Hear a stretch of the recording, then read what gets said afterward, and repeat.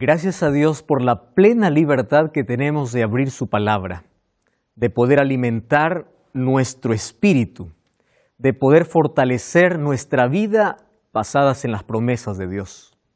Una vez más estamos aquí listos para iniciar Biblia Fácil y para hablar acerca del libro de Apocalipsis.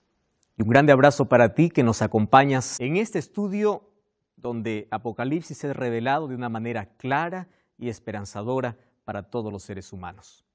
Bienvenidos, grande abrazo para ti. Yo estoy con Biblia en mano, sé que tú también lo estás. Si no, ahora toma tu Biblia y juntos vamos a analizar dos capítulos impresionantes. El título de hoy es El Cordero y los 7 sellos. Son dos capítulos extraordinarios que hoy veremos, capítulo 5 y capítulo 6 de este libro de Apocalipsis. Una vez más, bienvenidos amigos, ustedes que representan a Sudamérica. Cada uno está representando un país diferente y qué bueno es que aquí no solamente estemos juntos aprendiendo, sino también estamos relacionándonos entre nosotros, fortalecemos todas las áreas de nuestra vida, ¿verdad? Aquí formamos una amistad y esperamos que esta amistad pueda perdurar, no solamente por la temporada, sino también sea eterna, que juntos podamos estar en el cielo. Vamos a abrir la Biblia y antes vamos a hacer una oración, porque siempre es nuestro hábito antes de poder abrir la palabra de Dios. Oramos.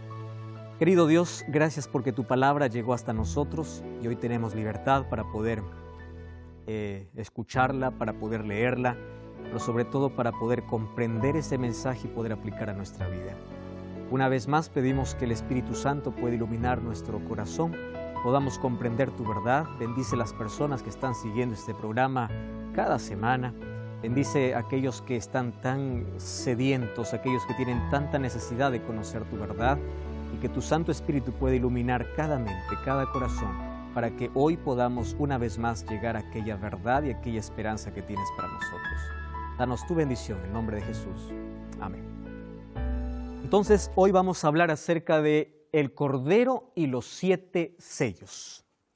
¿Recuerdan ustedes que en el capítulo anterior hablamos acerca de el trono celestial, el trono divino, ¿verdad? En el capítulo 4, la palabra más importante es la palabra trono, tanto así que aparece 14 veces en un solo capítulo. Es impresionante, ¿verdad? Ahora, en el capítulo 5, la palabra clave es la palabra digno. Vamos a relacionar esas dos palabras porque nos van a servir de mucho para que podamos llegar a una comprensión, ya que el capítulo 4 y 5 en sí habla de un momento específico en el cielo. ¿De qué momento? Cuando Cristo, después de su ascensión al cielo, se siente en el trono al lado del Padre. Y ese es importante para los cristianos. ¿Por qué? Porque según Hebreos, cuando Cristo ascendió al cielo, aperturó o inauguró allí el santuario celestial. Aquel santuario que fue mostrado allí a Moisés en el libro de Éxodo capítulo 25, ¿verdad? Ahora dice Hebreos 4:16, tenemos un sumo sacerdote que intercede, que aboga por nosotros. Ahora, el capítulo 3 y 4 entonces habla de ese momento especial donde todos los seres están reunidos para poder celebrar y para poder adorar. ¿Y adoran a quién? Adoran a Dios Padre, aquel que está sentado en el trono, y ahora vamos a ver cómo el Padre le cede, vamos a decir de manera simbólica, ¿verdad? Porque el Hijo también es Dios. Esa autoridad, ¿a quién? A Cristo. Pero ¿en base a qué? Al sacrificio que Él hizo y porque rescató a toda la humanidad. Entonces en la Biblia nosotros siempre encontramos la expresión que ascendió a los cielos y se sentó a la derecha. ¿De dónde viene esa expresión? Eso vamos a ver hoy. Entonces, la palabra clave en este capítulo es digno. En el capítulo 4 es trono. En el capítulo 5 es digno. Allí en el trono dice que hay seres especiales, ¿verdad? Encontramos 4 seres vivientes. ¿Recuerdan? Que tenía uno cara de águila, cara de hombre, cara de león y cara de buey. Representaba, nosotros mencionábamos, a una orden de ángeles que pueden allí organizar a las huestes celestiales porque ellos adoran y dicen santo, santo, santo, santo. Pero también representaba allí a las 4 tribus del Antiguo Testamento, es decir, el pueblo de Dios en el Antiguo Testamento, o también el ministerio de Cristo, como rey, como siervo, como hijo de hombre y como Dios. así como lo mencionaba allí los 4 evangelios, ¿verdad? Ahora, aquí mi amigo Pablo hizo una pregunta interesante cuando hablamos acerca de otro grupo especial allá en el cielo, que son los 24 ancianos. La palabra anciano es símbolo de autoridad, de majestad, de dignidad. Creo que es la palabra más adecuada, dignidad. ¿Quién es un ser digno? Eso veremos hoy. Entonces, aquí Pablo hizo una pregunta, y Pablo, perdona, en el programa anterior quería cerrar una idea, prometí contestar luego y el tiempo se nos fue. Y allí estaba mencionando un texto que Jesús mismo decía que nadie más ha subido al Padre. ¿Y por qué salió esa pregunta? Porque nosotros dijimos que esos 24 ancianos representan al pueblo de Dios redimido, serían las primicias que están en el cielo. Según Mateo capítulo 24, cuando Jesús resucitó, también resucitaron otros y dice que fueron a la ciudad santa. Por las características que ellos tienen, entonces ellos son seres humanos. Nosotros sabemos que ya hay 3 seres humanos en el cielo. Elías, que fue transportado, Enoc, que fue llevado para el cielo, y también Moisés. ¿De dónde sabemos que Moisés se fue al cielo? En el libro de Judas, no tiene un solo capítulo, tiene el versículo 9, dice, el arcángel Miguel, luego vamos a ver de quién se trata, luchaba, dice, por el cuerpo de Moisés. Significa que después que Moisés murió, fue resucitado y llevado para el cielo. Entonces, ¿cómo poder comprender el texto que aquí Pablo hizo? Está en el libro de Juan, capítulo 3. Vamos a abrir ese texto para poder ahora dar una respuesta. Juan, capítulo 3. El versículo 13, parece que eso estaba refiriendo Pablo, ¿verdad? Cuando dice, nadie subió al cielo, sino el que descendió del cielo, el Hijo del Hombre que está en el cielo. Bueno, vamos a analizar un poco el contexto. ¿En qué contexto está hablando? Jesús está hablando con Nicodemo. Nicodemo es un líder del pueblo de Israel y él se va de noche para hacer una entrevista a Jesús. Jesús se va al punto y le dice, tú necesitas nacer de nuevo. Directo, se va al punto, ve la necesidad. Para entender el versículo 13, vamos a leer un poquito el versículo 11 y 12, ¿les parece? Dice así, de cierto te digo, Jesús está hablando aquí con Nicodemo. Dice que todo lo que sabemos y hablamos es aquello que hemos visto y testificamos. Ustedes no reciben nuestro testimonio. Si os he dicho cosas terrenales y no creéis, ¿cómo creeréis si os digo las cosas celestiales? ¿En qué contexto Jesús está diciendo, nadie más subió al cielo sino el Hijo del Hombre? Está hablando de asuntos espirituales. Jesús está diciendo, si hay alguien que tiene autoridad para decirte las cosas celestiales, soy yo. ¿Por qué? Porque nadie subió al cielo sino el que descendió del cielo, el Hijo del Hombre que está en el cielo. ¿A quién está haciendo referencia? Es a él mismo, ¿verdad? Entonces, aquí habla con Nicodemo y le dice, mira Nicodemo, yo te estoy diciendo con autoridad, de cierto te digo. Correcto.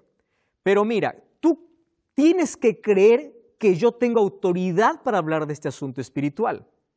¿De qué estaba hablando? De un nuevo nacimiento, de la acción del Espíritu Santo, de lo que Dios puede hacer al transformar un corazón.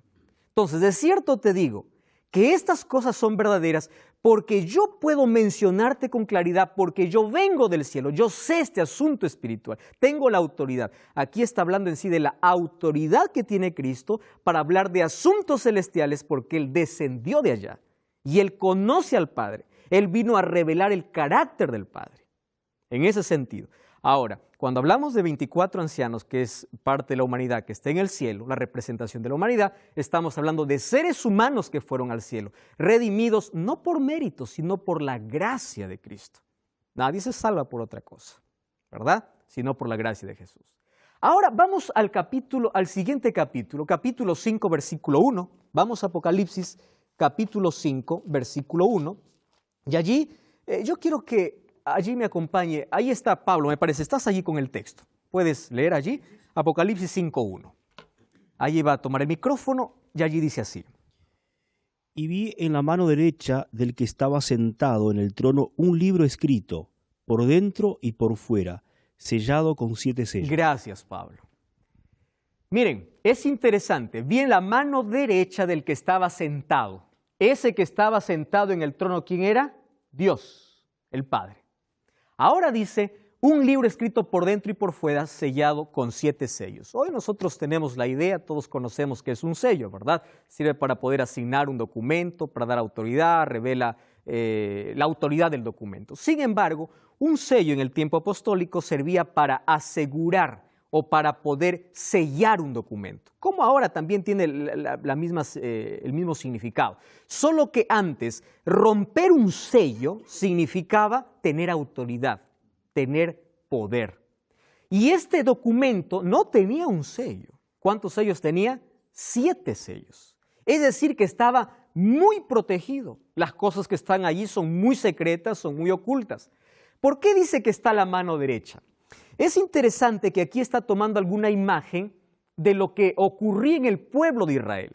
El Padre está allí esperando un candidato digno que tome. Esa palabra digno significa que tenga capacidad de tomar ese rollo, y aquel que tome ese rollo tendrá el derecho a reinar. Eso lo vamos a ver luego en el contexto. Después de la ascensión, cuando Cristo se fue al cielo, fue exaltado en el trono celestial, Romanos 8:34, Efesios 1:20, Hebreos 10:12 dice que ¿dónde se sentó? A la derecha del Padre, ¿correcto? Allá a la mano derecha. De este modo, Él tiene toda autoridad, poder y dominio universal. Es decir, el capítulo 5 está hablando del momento de esa ceremonia de entronización de Cristo allí en el reino de los cielos. Y miren, vamos a colocar esto en el contexto israelita.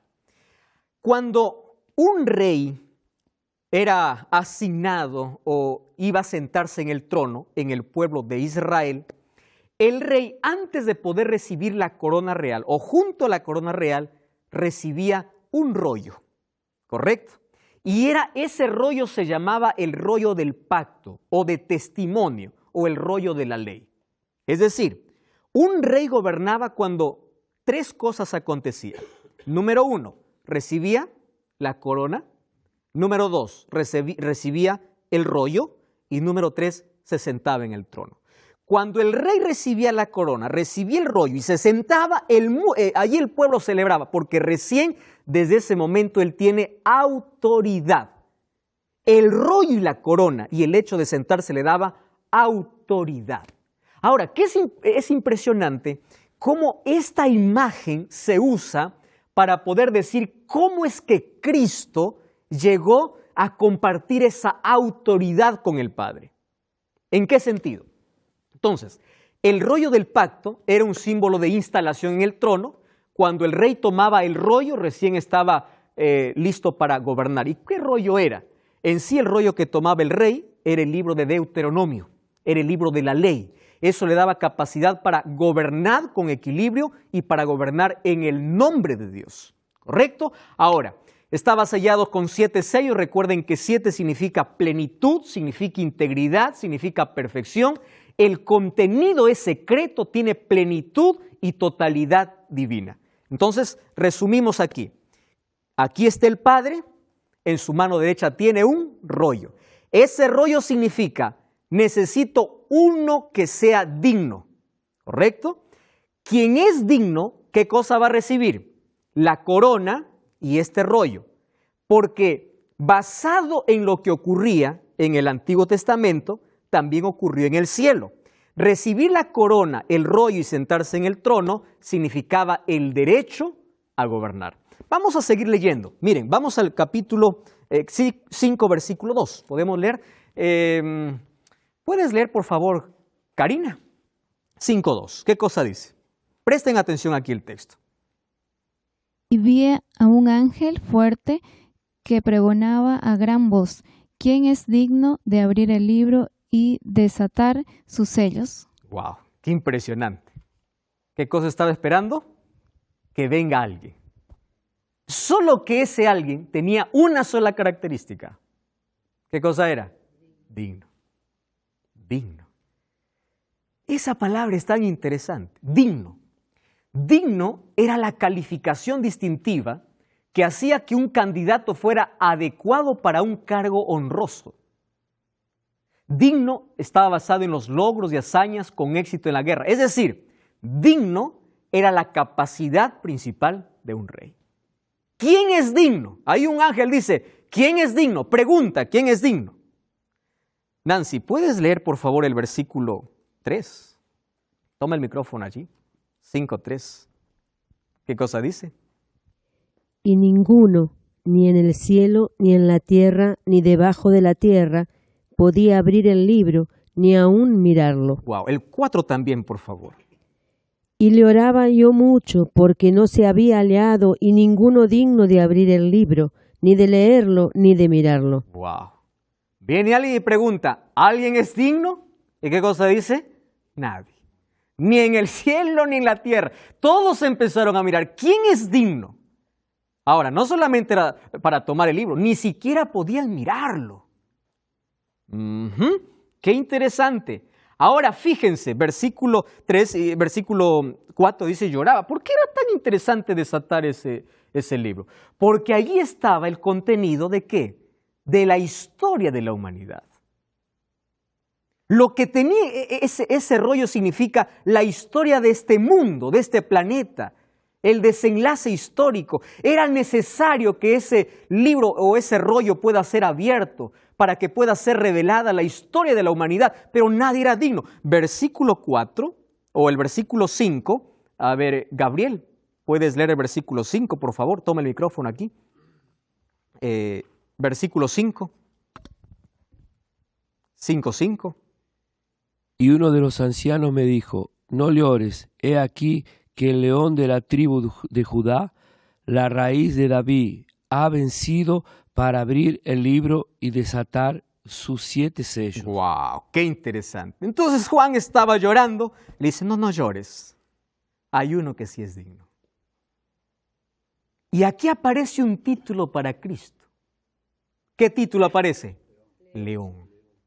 El león de la tribu de Judá, la raíz de David, ha vencido para abrir el libro y desatar sus sellos. Vamos al versículo 6, mire, vamos a leer juntos. Dice así, miré y ve que en medio del trono y de los 4 seres vivientes y en medio de los ancianos estaba de pie un cordero. A ver, un momento acá. Yo escuché primero, dice, ¿qué cosa escuchó? El león va a abrir. Entonces, cuando yo volteé, dice Juan, no miré un león. ¿Qué cosa vi? Un cordero. ¿A quién está representando el león y el cordero? A Cristo, pero en diferentes momentos. ¿Por qué es que primero ve un león y luego él ve un cordero? Miren, el león significa lo que él hizo, lo que él venció, y cordero significa cómo venció. Como un cordero fue llevado al matadero. La manera como él se humilló para salvar a la humanidad. Es decir, el hecho de la realización, la acción de cómo él llegó a ser león, primero fue un cordero. Como cordero venció, o como cordero fue sacrificado, y como león venció.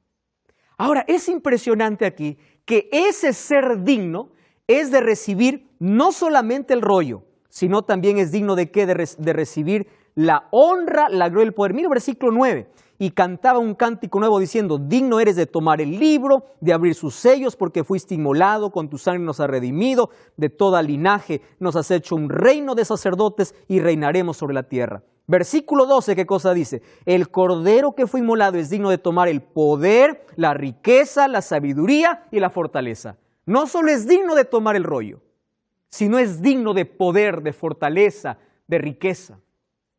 La palabra cordero aparece 28 veces, y les dije allí en el libro de Apocalipsis, ¿verdad? Solo que el cordero aparece en diferentes momentos.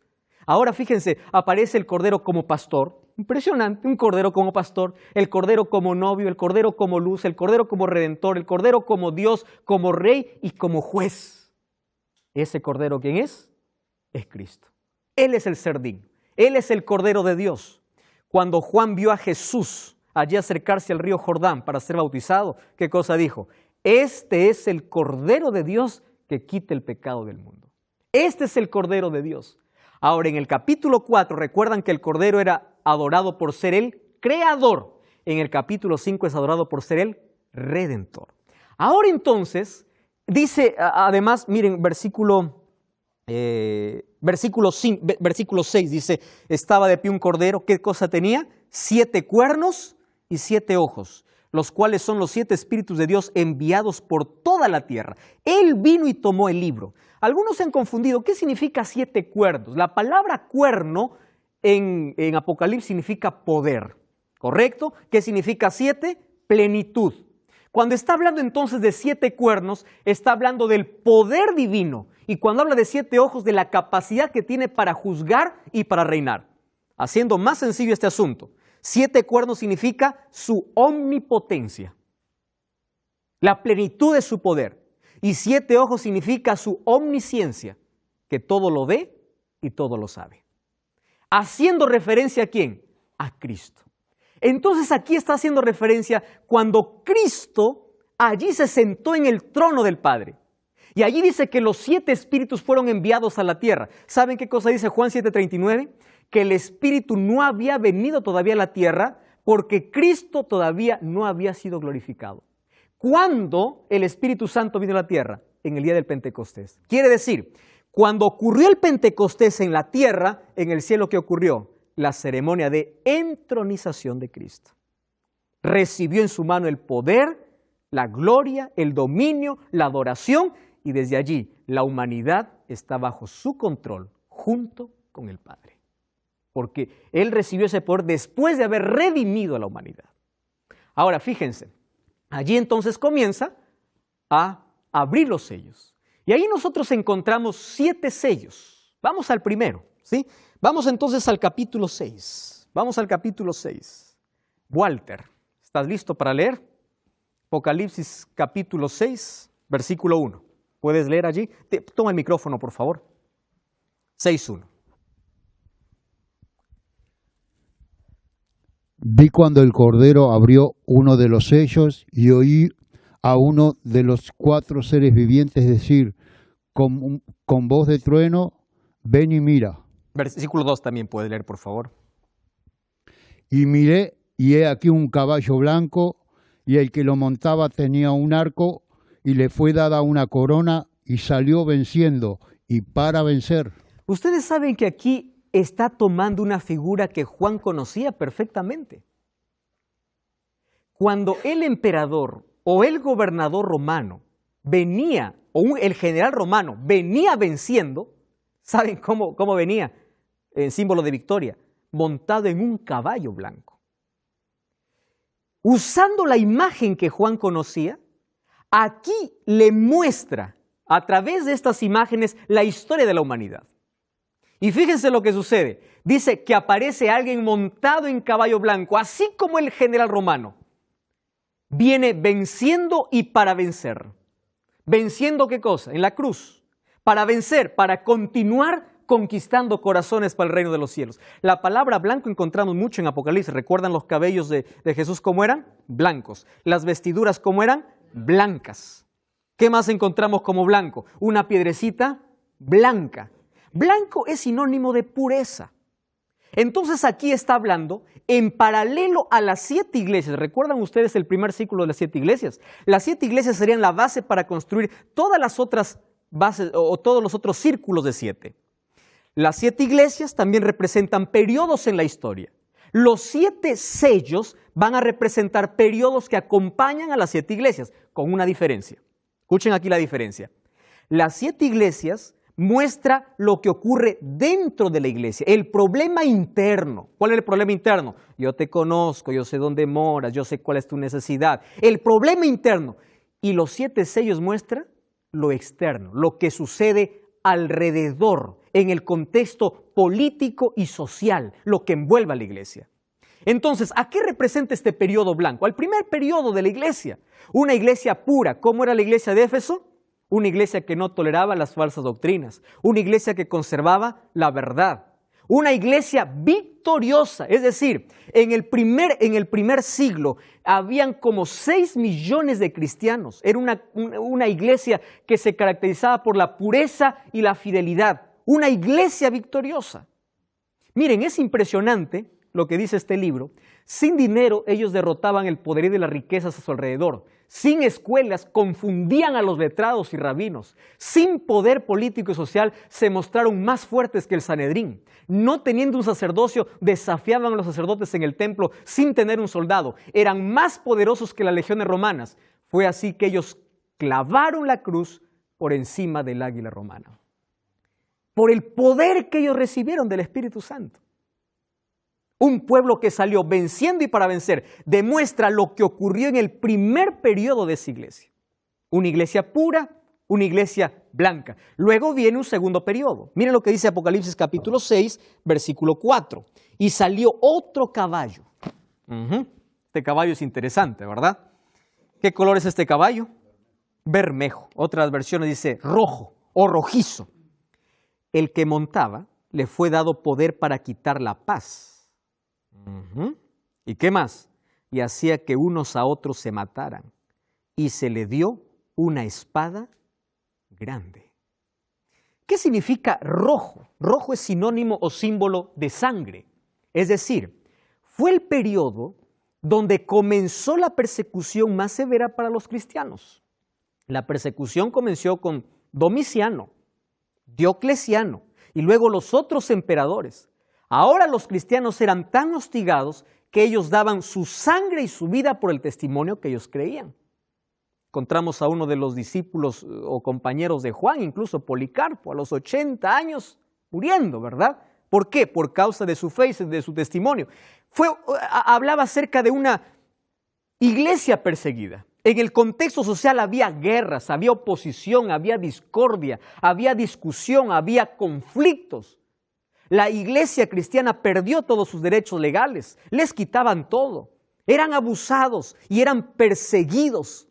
De ese periodo está hablando que este caballo rojo, que es símbolo de guerra y de muerte, empezó a perseguir a los cristianos. Ustedes recuerdan que a la segunda iglesia de Esmirna se le dijo que tendría 10 días de prueba y sé fiel hasta la muerte y yo te daré la corona de vida. ¿De qué estaba hablando? Si nosotros aplicamos el término para profecía de día por año, según Números 14:34, allí nosotros vamos a encontrar que representa 10 años. Y si vamos a revisar la historia, 10 años de persecución tuvieron los cristianos del primer siglo, contando desde el año 303 hasta el año 313. Vimos cómo el primer sello que se abre se trata de un caballo color blanco que representaba la pureza del Evangelio. Cómo la iglesia empezó a vivir en el primer siglo de una manera tan transparente y leal a la palabra de Dios. Sin embargo, una iglesia pura también es una iglesia perseguida, porque tiene oposición de parte del enemigo. Tanto así que por querer desaparecer la verdad empezó a perseguir cristianos. Y aquí encontramos entonces este segundo jinete o este segundo caballo. El versículo 4 del capítulo 6 dice, este caballo era color rojo. Nosotros dijimos que representaba ese momento donde los emperadores empezaron a perseguir a los cristianos y allí la sangre de los cristianos era derramada. Sin embargo, el diablo tenía una estrategia, ¿verdad? ¿Cuál era su estrategia? Matar a todos los cristianos y desaparecer la verdad. Solo que él se equivocó, porque mientras más cristianos mataba, más cristianos se levantaba. Se dice que la sangre de ellos era como semilla. Entonces él dijo, si yo sigo matando cristianos, estoy perdiendo. Más mato cristianos, más cristianos se levantan. Él cambió de estrategia. Dijo, la mejor manera de poder arruinar al cristiano, contaminar la verdad, no es matando cristianos, sino es mezclando la verdad con mentira. Y eso es lo que vemos en el próximo caballo, un caballo de oscuridad. Es decir, primero era tan puro, luego fue perseguido, al ver que el diablo no conseguía desaparecer la verdad, ahora empieza a infiltrar o a traer tradiciones paganas, de afuera para adentro, en lugar de que la iglesia influya para transformar el mundo. Ahora las tradiciones paganas se infiltraron dentro de la iglesia. Ahora, ¿cómo comenzó eso? Yo ya les estuve mencionando lo que registra la historia, ¿verdad? En el año 313 aparece el primer emperador que se convierte al cristianismo. El emperador tenía una religión en sí. Él era mitraísta. En los próximos capítulos vamos a ver de dónde viene esa religión. El emperador mitraísta era un adorador del sol. Solo que él, cuando se convierte al cristianismo, no lo hace con sinceridad. Supuestamente él tuvo un sueño, pero en sí fue una estrategia para poder congraciarse con los cristianos. Y las persecuciones pararon justo en el año 313, porque allí se firma un edicto que es el Edicto de Milán. Este Edicto de Milán es firmado por Constantino. Allí los cristianos dejan de ser perseguidos. Y cuando dejan de ser perseguidos, ahora se invierte el asunto. En lugar de perseguir a los cristianos tomaron el poder. Y aquí hubo una alianza y una unión entre religión y política, ¿verdad? Religión y Estado. Estado, religión. Ahora esto fue un peligro. No solo un peligro, fue la destrucción del cristianismo. Entonces allí nosotros vemos el tercer caballo. Vamos al versículo 5, capítulo 6, versículo 5. Dice, cuando se abrió el tercer sello, oí el tercer viviente que decía, ven y ve. Miré un caballo negro, el que lo montaba tenía una balanza en la mano. Y oí una voz que decía, 2 libras de trigo por 1 denario, 6 libras de cebada por 1 denario, pero no dañes el aceite ni el vino. Vamos a comprender este asunto. 1 denario era el sueldo o era el jornal de un trabajador que ganaba en un día. Con 1 denario se podía sostener medianamente a una familia de 2 o 3 personas, no más. Es decir, una persona tenía que trabajar un día entero para 1 denario. Ahora, fíjense en la expresión, 2 libras de trigo por 1 denario y 6 libras de cebada por 1 denario. El trigo se puso tan caro que solo 2 libras costaba el trabajo de un día. Ahora, el trigo se dice que era la comida de los nobles y la cebada la comida de los pobres. ¿Qué significa esto? Que cuando aparece este sello, ¿qué cosa sucede? La verdadera palabra de Dios escasea y se vuelve tan cara. Cara en el sentido de ¿qué? Que la palabra de Dios es escondida y no todos tienen acceso a la palabra de Dios. La palabra de Dios es oculta y aquellos que tienen el trigo tienen que pagar muy caro. Pagan sufrimiento, tienen que pagar persecución. En cambio, la cebada está en abundancia. La cebada es parecido al trigo, pero no es trigo. ¿Qué cosa sería la cebada? Las tradiciones que empiezan a meterse en la iglesia. Entonces, en lugar de trigo, ¿qué comía la gente? Tradiciones, cebada. La gente empezó a escuchar solo lo que el líder dice, sin importar lo que la Biblia decía, porque el trigo fue oculto. Ahora, la orden es, no dañes al aceite. ¿A qué representa el aceite y el vino? Al Espíritu Santo. Porque el Espíritu Santo aún está actuando. Ahora, cuando dice que está allí con una balanza, significa que los hijos de Dios están siendo pesados, de acuerdo a su fidelidad a la Biblia o fidelidad a ¿quién? A Roma imperial, al emperador. Ahora, ¿qué cosa sucedió en este tercer sello? En este tercer sello la fe se corrompió. Empieza el gobierno del obispo romano. Empieza a haber un hambre y una miseria espiritual. Y las dogmas y tradiciones empiezan a sustituir la verdad. La iglesia pura del primer siglo, después de ser perseguida, ahora ¿qué cosa acontece? Empieza a ser oscurecida. ¿Por qué? Por las tradiciones que se colocan por encima de la palabra de Dios. Históricamente está comprobado que después que la iglesia fue perseguida y se alió al Estado, empezó a corromper la verdad. ¿Qué verdad? Por ejemplo, miren, en el año 313 aparece el Edicto de Milán dando fin a las persecuciones a los cristianos. Pero miren lo que sucede.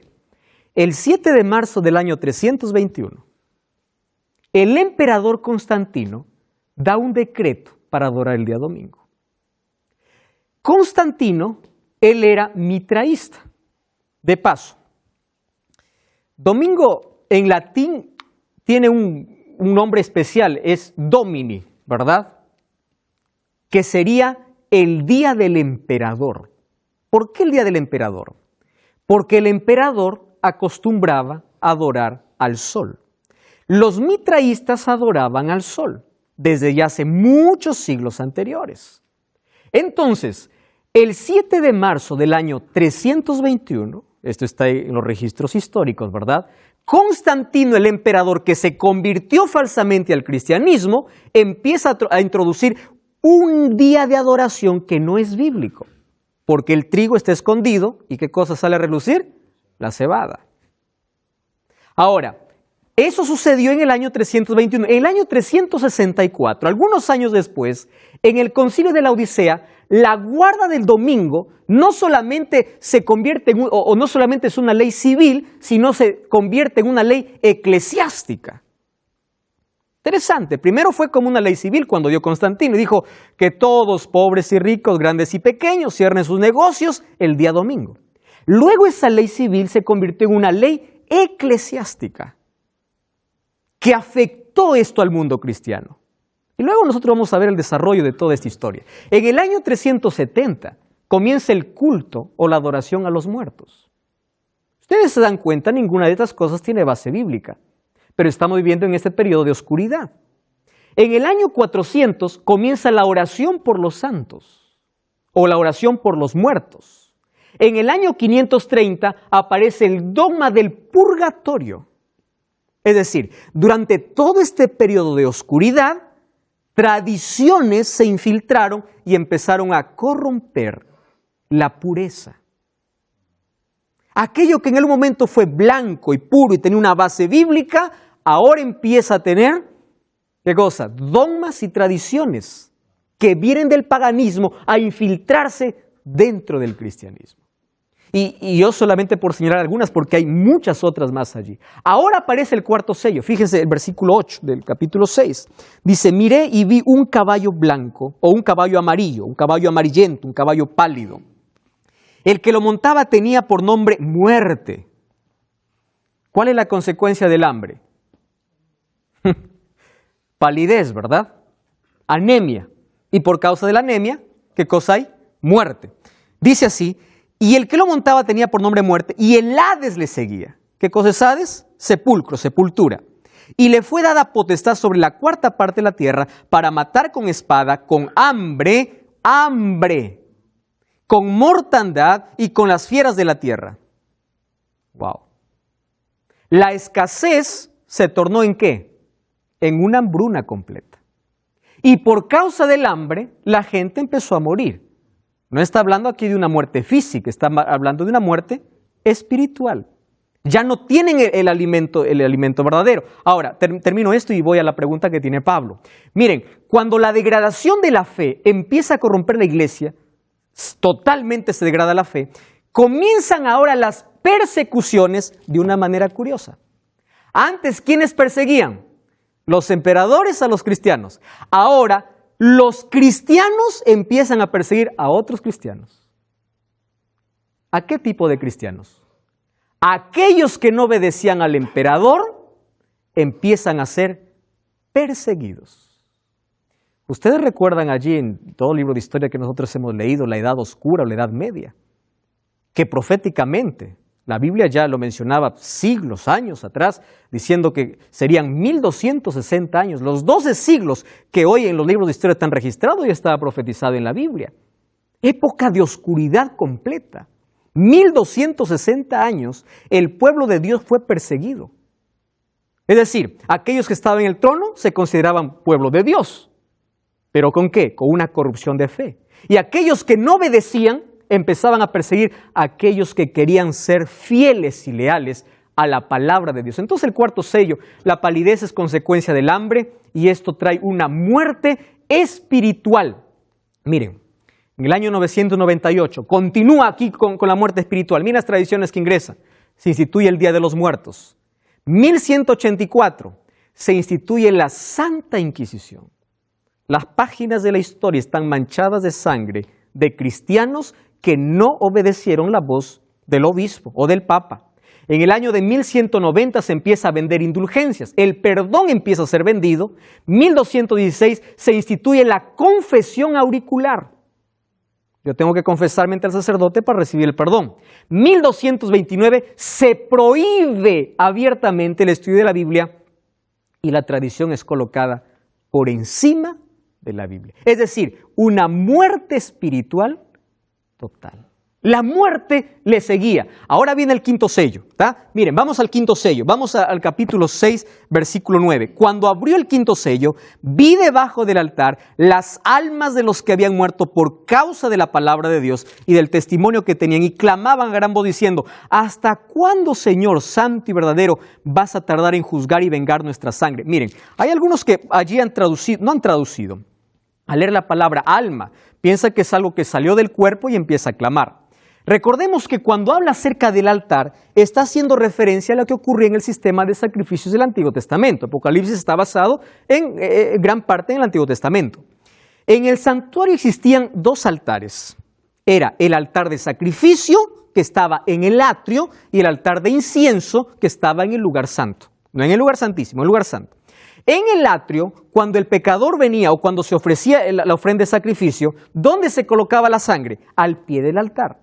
Luego el sacerdote tomaba un poco de sangre, ingresaba al lugar santo, mojaba los cuernos del incensario y luego asperjaba con la sangre la cortina que dividía el lugar santo del lugar santísimo.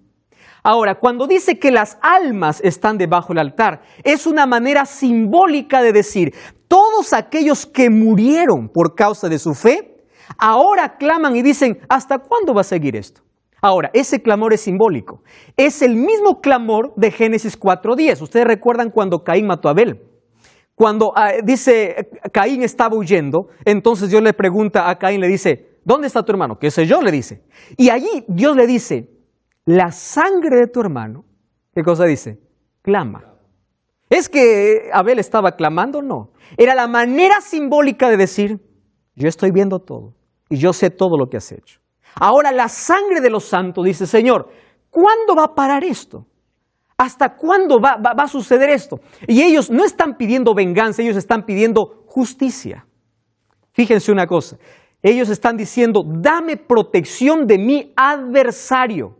Y ahí el siguiente versículo dice: entonces se le dieron vestiduras blancas, es decir, se le dio la dignidad de la justicia de Cristo. Aunque ellos han ganado la victoria en Cristo, deben descansar en su tumba un poco de tiempo hasta que Cristo venga y pueda darles la recompensa.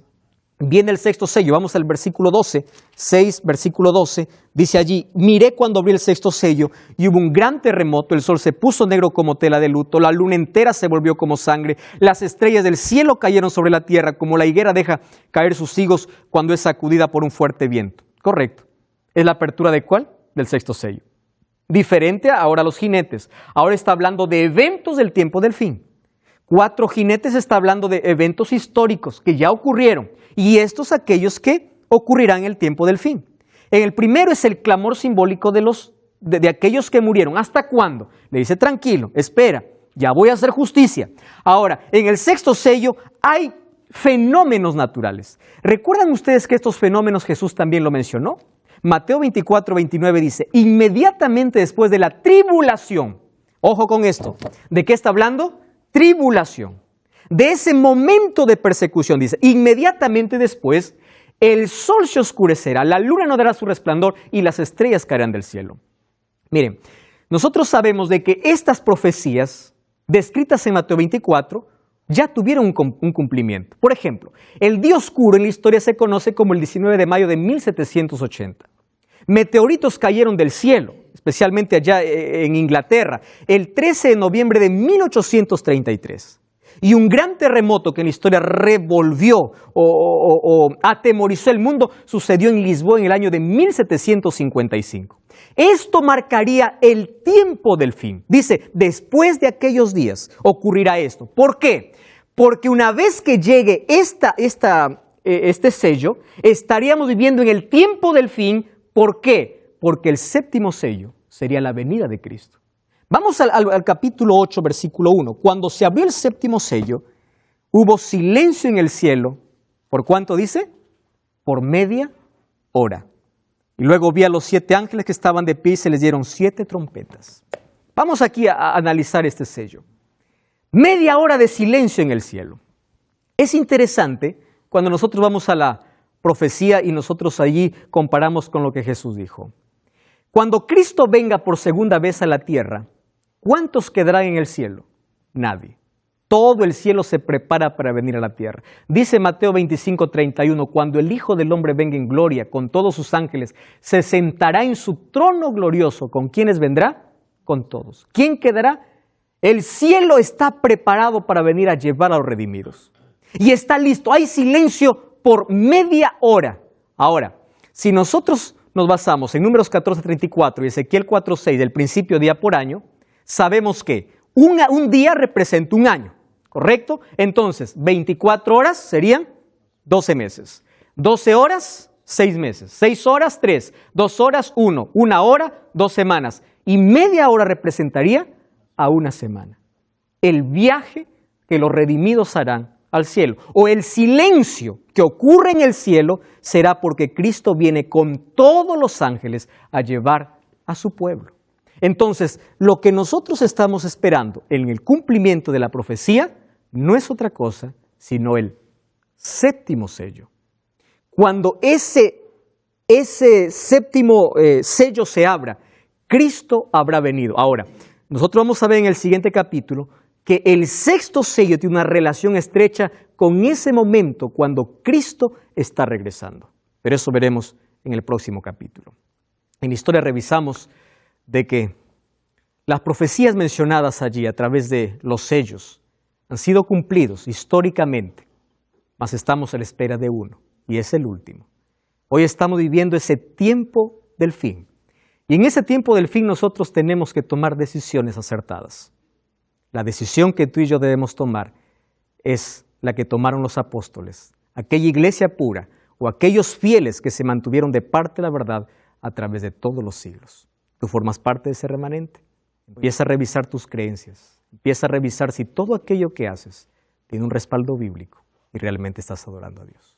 La venida de Cristo es el punto culminante de todas las profecías. Las 7 iglesias culminan con la venida de Cristo. Los 7 sellos culminan con la venida de Cristo. El foco principal de Apocalipsis es traer esperanza a una humanidad perdida, diciendo que Cristo es aquel que viene para poner punto final, para colocar el punto final, no solamente al dolor, sino también a la historia de la humanidad. Dios está al control de todo. Hoy vimos allí 4 jinetes. Esos 4 jinetes también representan a una persona que es conquistada por el amor de Jesús. Aquella que entrega su vida a Jesús, Jesús la puede transformar en una nueva persona. Pero aquella persona que resiste y lucha contra Dios está perdiendo contra ella misma, porque pierde la paz, luego cae en oscuridad del pecado, para luego morir espiritualmente. Ahora tú conoces la verdad. Hay tantas tradiciones que dejar. Hay cosas que nosotros tenemos que volver a nuestros ojos a la Biblia y ver si realmente lo que hacemos viene de parte de Dios. Deja de adorar iglesias, deja de adorar pastores, deja de adorar líderes, deja de adorarte a ti mismo. Empieza a adorar a Dios. Dios es digno de adoración. La manera como lo adoramos es mediante la obediencia a su palabra.